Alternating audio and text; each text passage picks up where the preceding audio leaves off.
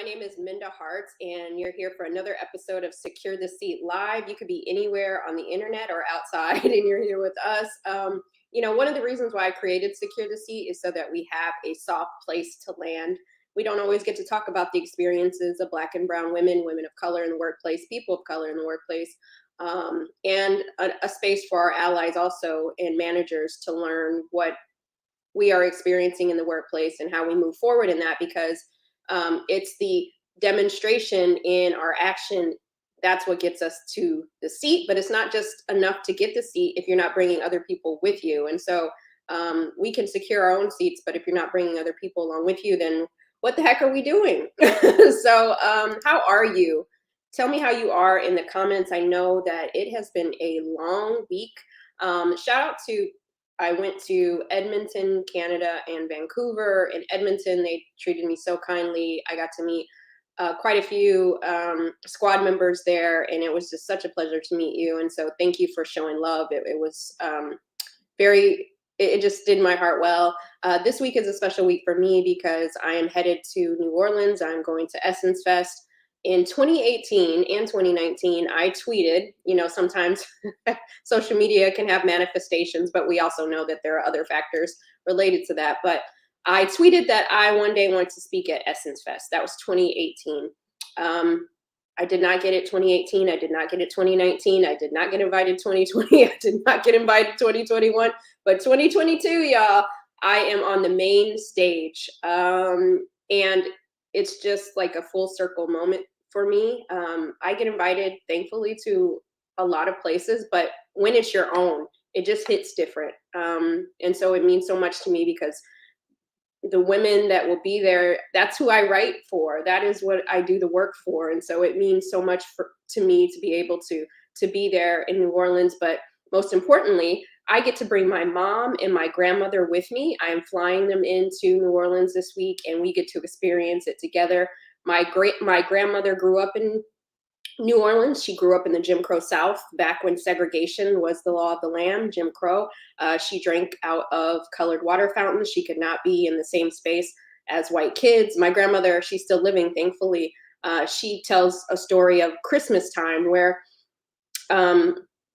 kids in the neighborhood, I'm not exactly sure how it went down, but there was an area in New Orleans where kids could come and get gifts from Santa. And so, but the Black kids had to be up in the risers, and the white kids got to be down on the ground to be able to meet Santa and get their gifts. The Black kids were not able to meet Santa because he was white. And so whatever the white kids, the gifts that they didn't want, those were the gifts that my grandmother and her friends got to get.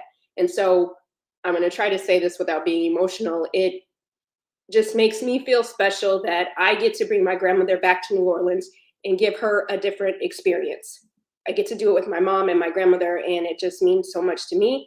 When I grew up, whenever I was like a little girl, I would always tell my grandmother, one day I'm going to be so successful that I'll be able to fly you and take you places. And I finally get to do that for her. And I'm just, and we'd always joke around about it throughout the years because as a young girl, I always wanted to do that for my grandmother. And so to be able to bring her back to the place where she grew up until she was 10, until my great grandmother had enough resources to bring her to California during the Great Migration. And so it's just a special time. And I don't want to take that away from what's going on in the world, but I do want you to know that it is the courage of individuals like ourselves that move this needle forward. The country seems like it's on fire, at least it does to me, and I don't know how you all are feeling, but we're going to do a little bit of a different show today because I do, thanks to God, have a platform that I get to talk to each of you on LinkedIn, YouTube, Facebook, Twitter. And so today I just wanted us to talk. We are family, we are squad members, and I just know that I've received a lot of messages from many people on various social platforms, and many people, including myself, are just feeling like you don't know what to do, right? So regardless of how you feel about Roe v. Wade, the one thing that I hope that we will do, regardless of what aisle you sit on, is that if you do have someone in your life, or you have a daughter or a niece or someone who gets in a situation where they have to make a decision about their health in that way, that they have a safe place to go. Because what I worry about is for those people who are being so condemning, who are not being compassionate. There, no two situations are the same. Um, two things can be true at the same time, right? There are people who get abortions for certain reasons, but there are women who get abortions because of their health, because of miscarriages. There are so because of rape and incest. There are so many different things, and so I just hope that we can, if we say that we are Christians, if we say that we are compassionate, if we say that we are allies, then we need to be that for people.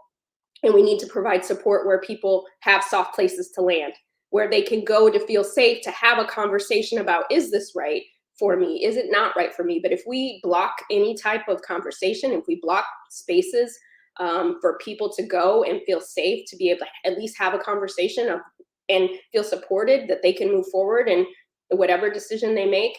Again, God gave us each free will. And so again, you may not understand why some people make decisions the way they do, but I am a Christian. I identify that way. And I still believe that a woman should be able to choose what's best for her. And so there are things, and it took a while for me to even get to that place, because I didn't grow up thinking that. I grew up in churches that there was just one way to view abortion, right? And so over time, I realized that, Jesus is love. And the one thing that we should be trying to do is show love and compassion no matter what, because all of us are one decision away from a good one, or one that may change our life forever, right? And so I think that we just need those safe places to land. And so I just wanted to say that because that's important. And the other part I wanted to let you know is we definitely feel the angst, we feel the pull. And again, because I do have this platform, I wanted to talk to you all, because we can't give our power away. We can't give our power away to a small minority in this country who are not there for we the people. The Constitution talked about we the people. I don't want you to forget that we are we the people, and that we do have a voice. I always say that we each have a voice. We just have to decide how we want to use it. In the space of women of color in the workplace and amplifying our needs and aspirations and inequality that many of us have endured or are currently enduring, I use my voice in that way. And I know that our ancestors, people who came before us, our elders, they fought really hard so that we could have many of the rights that we have today. And I saw over the weekend, there were certain sitting senators who were saying that they're coming for interracial marriage, they're coming for the Board of Education. All of these things affect us. So if you're sitting around thinking that, oh, poor those who live in Alabama or somewhere else, this affects each and every one of us. And so today I just wanted to give you some tools. So get your notepad or your phone out, because I want to share some things with you, because when we experience these shifts in culture, we need tools. I'm really big on having the tools that you need in your career. We also need tools to make sure that we're fighting and staying the course. One quote that I loved that Marcus Garvey had, he said that with confidence, you have already won before you began or before you start. And so if we're confident in what we're doing, we're confident in the future, the country that we want to leave the next generation, want to leave people we love. I have 2 nephews, so beautiful. I don't have any children of my own. I don't plan, I'm letting you into all my business today. I don't plan on having any children in this lifetime. And so those 2 boys, when I look at them, they're toddlers. I just want a better life for them, right? I don't want them to be experiencing a workplace that many of us had to. I don't want them to experience having to leave the house and wonder if they get pulled over by a cop, what happens next, right? I don't want that for them. And so it's up to us.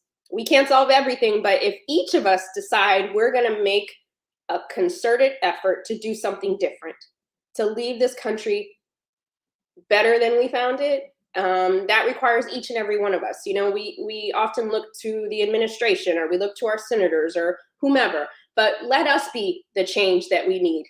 We are what we've been waiting for, right? When I was in my former life, working my 9 to 5, I used to be sitting at my desk wishing somebody would save me from the hellhole that I was working in. Like I would be like, oh Lord, I wish someone would write the book. I wish someone would get on TV and say the thing. I wish something.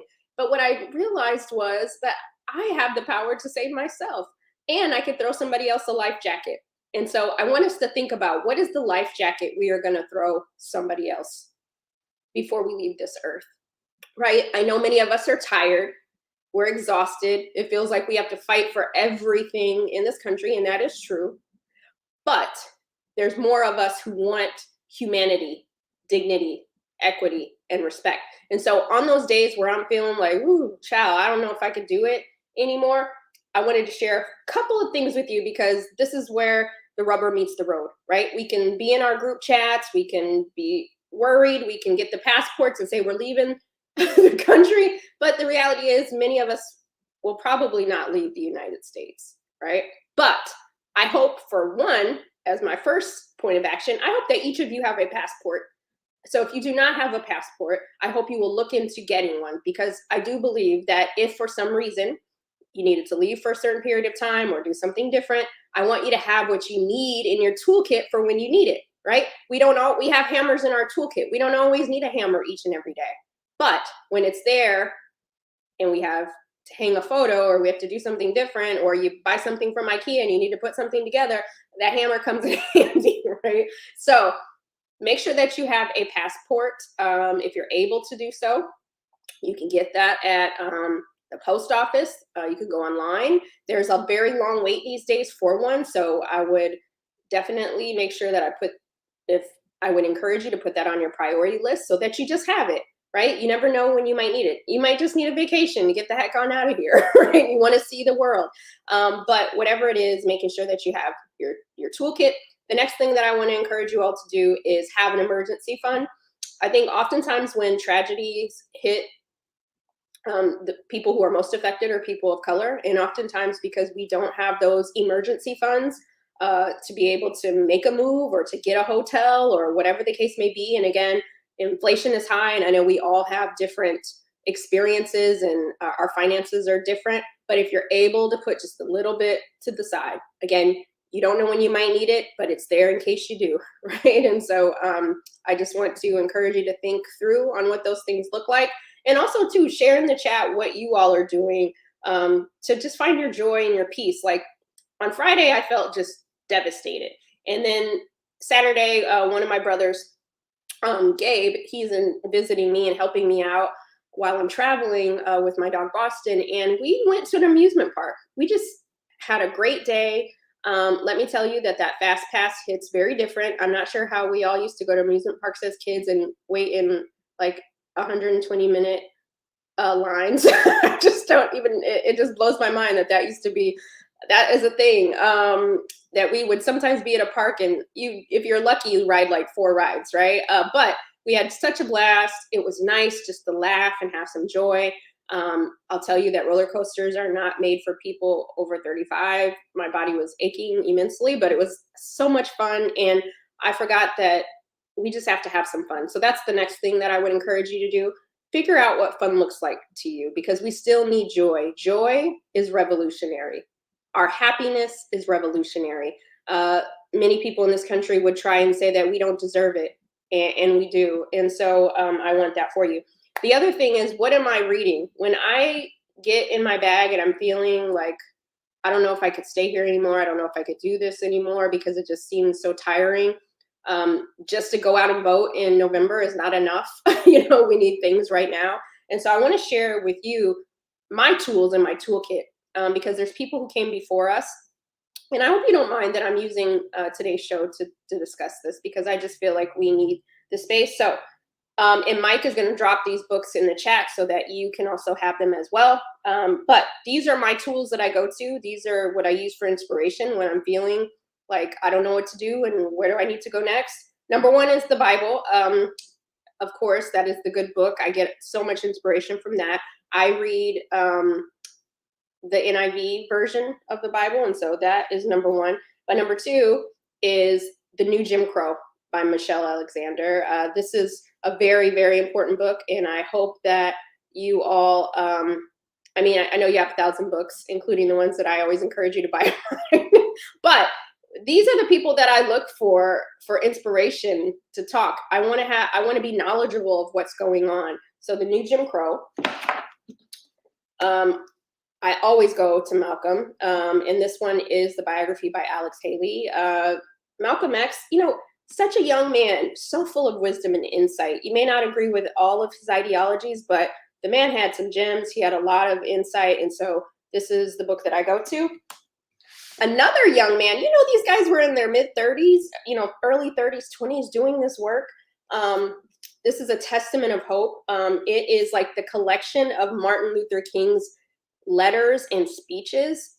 And I get so much from this. Again, nothing new is under the sun, right? And so when I'm thinking about my place in this world, what am I going to do? The ancestors have given us the baton.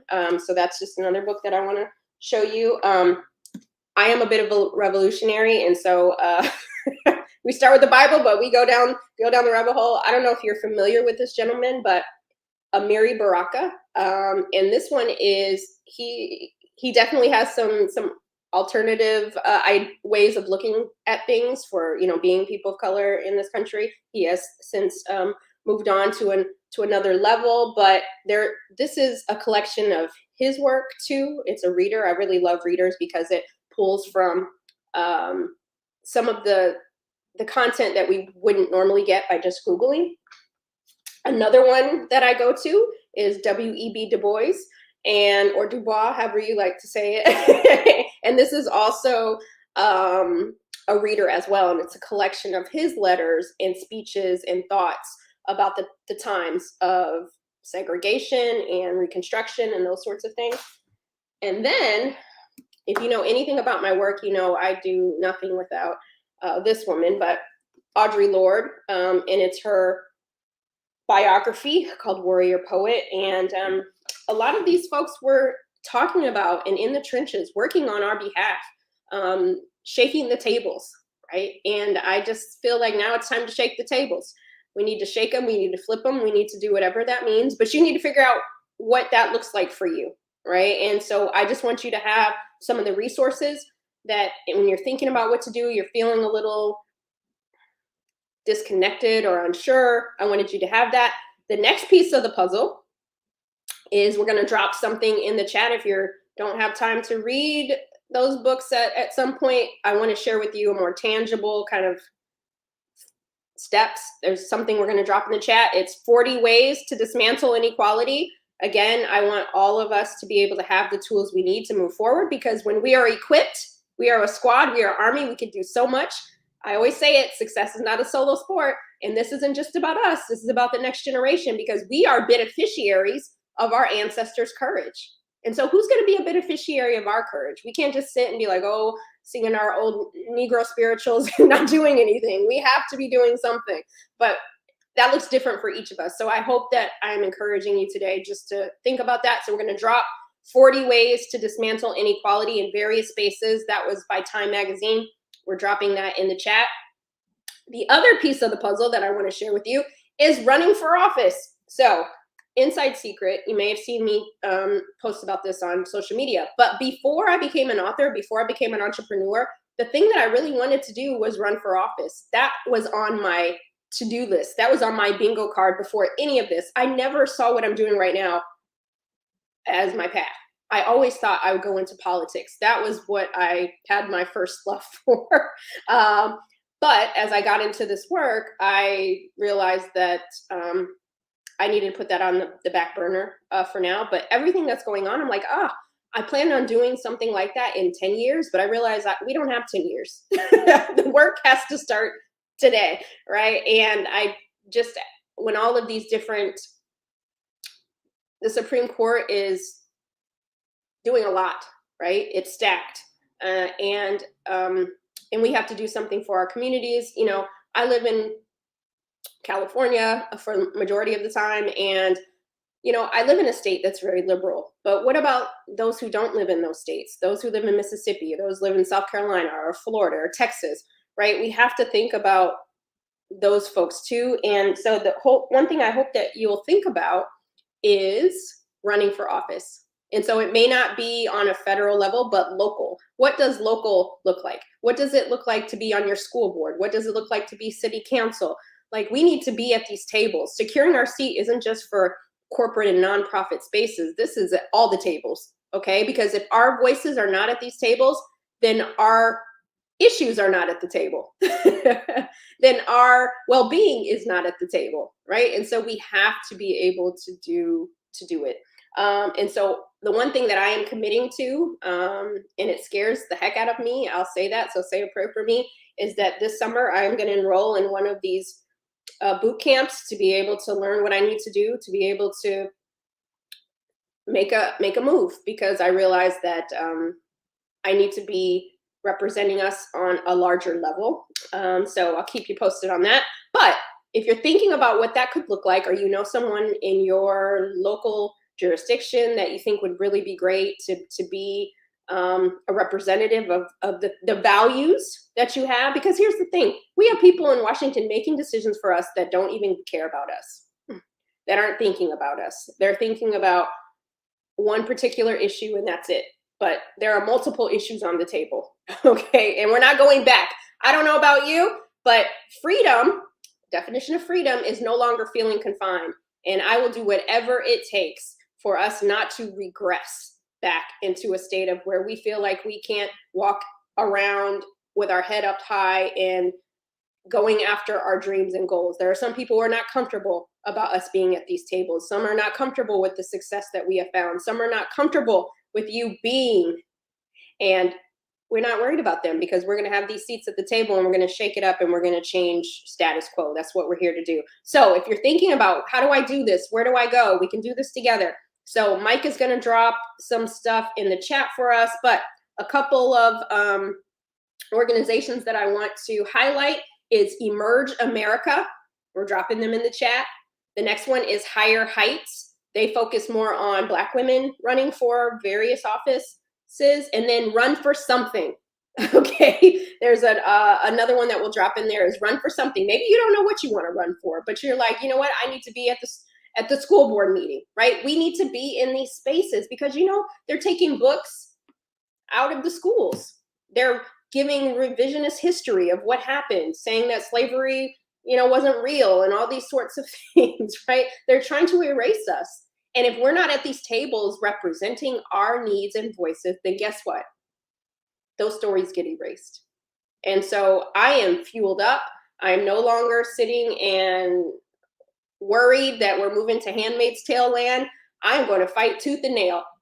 And I hope that you will join me. And again, my fight might look different than yours, but our fight is together, right? And I hope that whatever mechanism you choose to do, be it giving to a candidate, going to canvas for a candidate, because listen, people need that help too, right?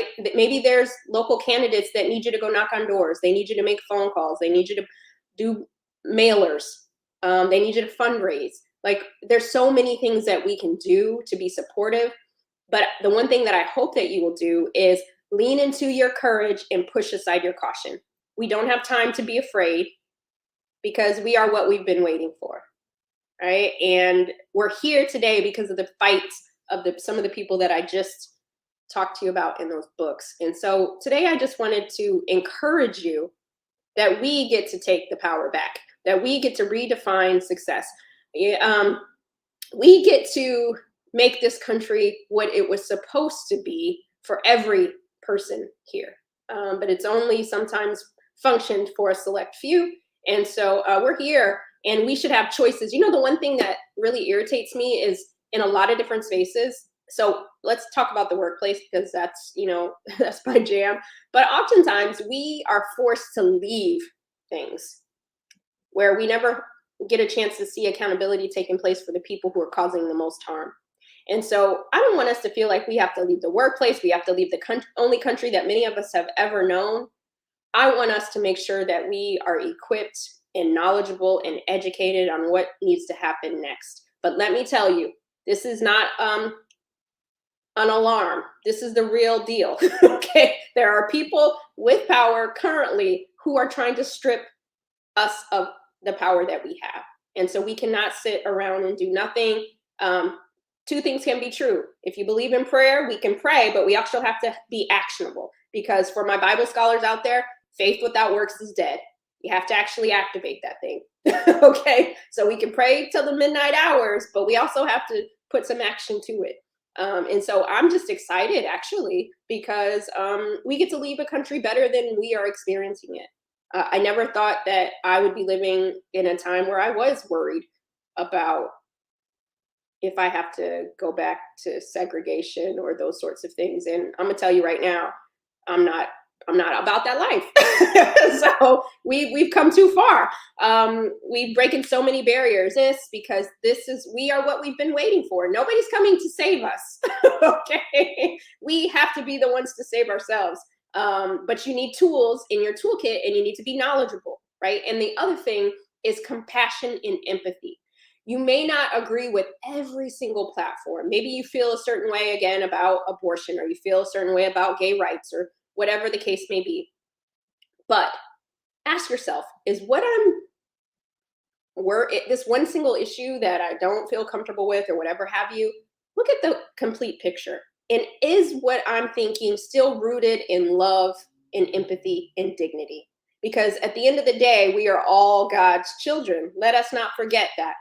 Right? And so I'm just excited. I'm fueled up. I'm pumped up. So stay on this journey with me, you all. Again, we dropped the links in the chat. We have book recommendations if you're just joining us. Thank you again for today. We have, if you want to run for office, or you know someone who should, you just want to do something, click the links just so you're aware of what's taking place. Okay, because there's not enough. Let me even get a little more micro into this situation. There's not enough Black and brown women in Congress, in the Senate. And so if we're not there to advocate for pay equity, if we're not there for healthcare, right, then who's advocating for us? So we got to get in these spaces. We got to make our voice be heard. When your local district has like a city council meeting or something going on, put your mask on and pop on down there. Because sometimes we're not even at those things, right? And so let us make our voices heard. Let them know we ain't going nowhere, and we're not waiting till November. Okay, we're starting today. So thank you for being here today. Let's continue the conversation. Next week is the 4th of July. That means a lot of different things to a lot of different people too. But I tell you what, we are going to let our freedom ring, and we're not leaving this place without a good fight. So I hope you're with me, because we deserve it. We work too hard for anything less than dignity, equity, and respect. Period. So as you all know, we don't chase, we attract, and that means everything. And so I am going to bring my partner in Shine, Mike, to close out June for us. Can you believe we're just about at the end of June? I don't know where 2022 has gone at all, but we're here. So Mike, bring you up to stage. You see me going off, bro? Oh, you see me going off? Awesome, Minda. This is great. We really needed to hear this. Absolutely. All right. Well, give us finish out our June affirmation. What's the word? Yeah. So our affirmation is we don't chase, we attract.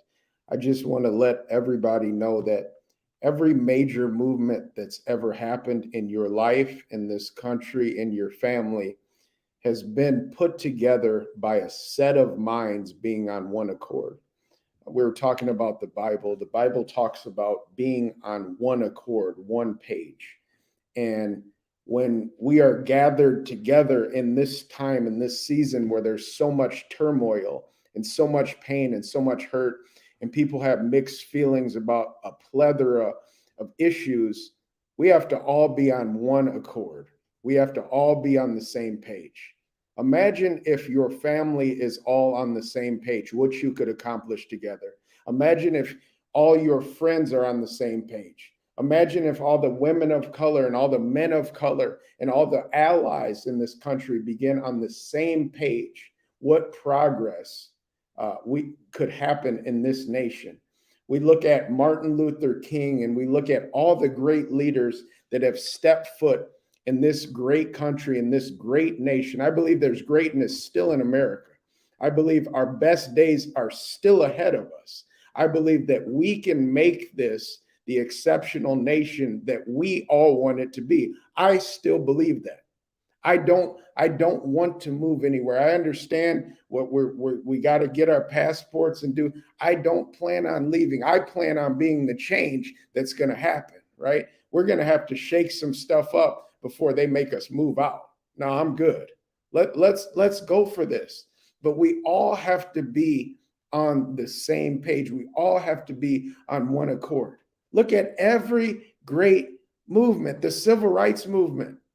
Everybody was marching together in the different cities. This was before they had internet. This was even before they had fax machines, probably. They didn't have anything to connect but a telephone line, and you had to be at the house to answer the call, right? This was before cell phones, pagers, anything. They all marched in different cities at the same time simultaneously. Think what we can do now. We have to be this force of change. We can't sit back and be the victims. Minda had talked about nobody's coming to save us. We're our own saviors. We got this. We can impact this country. We can impact this nation. You can impact your family. But we all gotta be on one accord. Manifestation works. Prayers work. Answers from God happen. But we all gotta be on the same page. There's a saying in the Black community that it's sad when people come together. Hey, Mike, I don't want to cut you off, but you're breaking up a bit and you're saying some good stuff. So I just want to, okay, let's try it again. Pick up where you left off. Can you hear me? Yep. Absolutely. There's a saying in the Black community that we only come together at funerals, right? We only see people at tragic times. And imagine if we would all come together on the same page during this time. I remember when, and I'm going to just be I'm going to keep it 100%. I remember in the last election, there were women marching right after the day our former president got elected, right? And there was people marching all over the country, all over the nation, all for one cause, that they didn't like who was in office or whatever their rights were, whatever they were marching for, but we were all on one page. And we have to keep that same energy. In order to make change, we have to keep that same energy. Manifestation, prayers, calling out, it does work, but we all have to be on the same page. So let's set our differences aside. Let's not chase people. Let's not get in fights with people on Facebook and Twitter and Instagram and arguing and fighting with the same racist people that you just found out they were racist. Just because you found out they were racist, or you found out they were bigots, or you found out they were whatever, they were haters, just because you found out, they've been doing this for a long time. You're not going to change them over a tweet. You have to use your energy more strategically. I'm trying to talk to somebody today. We have to be on the same page. Manifestation does happen, but it happens when we stop chasing and we stop trying to fight against people, and we all have to be on one accord. We all are coming from the same place when we're addressing the alarms and issues of this nation. But we all have to be on the same page. And I pray that this episode today, what Minda and myself were talking about at the end, I pray it helps somebody. God bless you all. Listen, let's march forward together, okay? Maybe we don't all see eye to eye on all the issues, but I know one thing for certain. If you join me here, you join us here on Mondays at noon or 9, or during the week on pre-recorded replays, we all want the same thing. We want a better country. We want humanity, dignity, equity, and respect for every single person in this country, right?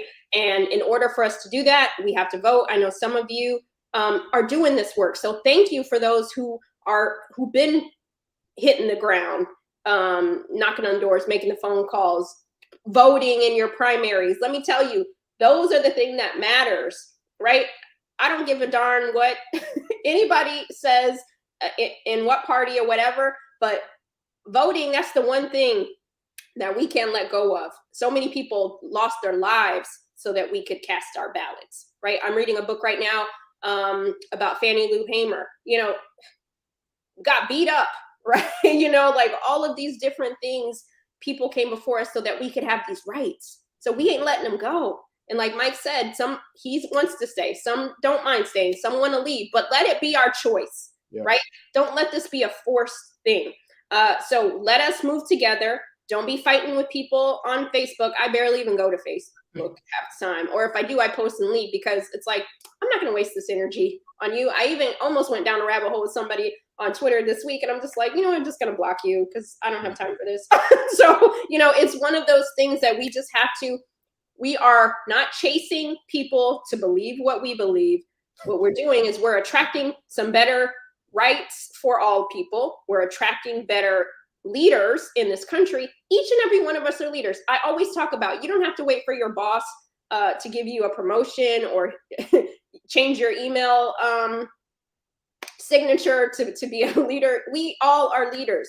This is the time. This is our assignment. Our assignment is now. This is what it is.